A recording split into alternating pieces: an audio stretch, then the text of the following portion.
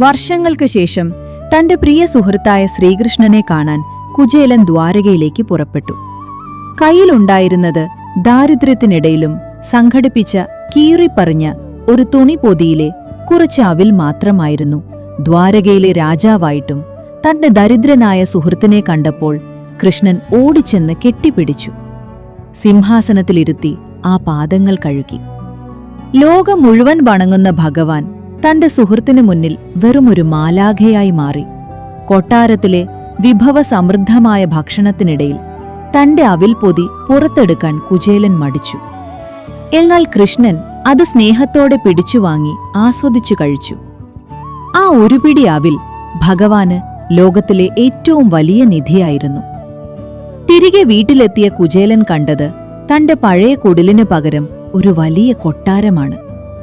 ചോദിക്കാതെ തന്നെ എല്ലാം നൽകുന്നവനാണ് ദൈവം. സ്നേഹത്തോടെ നൽകുന്ന ഒരു തുള്ളി കണ്ണീരോ ഒരു പിടി അവിലോ. ഭഗവാന് വലിയതാണ് യഥാർത്ഥ ഭക്തിയും സ്നേഹവും. എവിടെയുണ്ടോ അവിടെ ഭഗവാന്റെ അനുഗ്രഹം എന്നുമുണ്ടാകും. ഹരേ കൃഷ്ണ.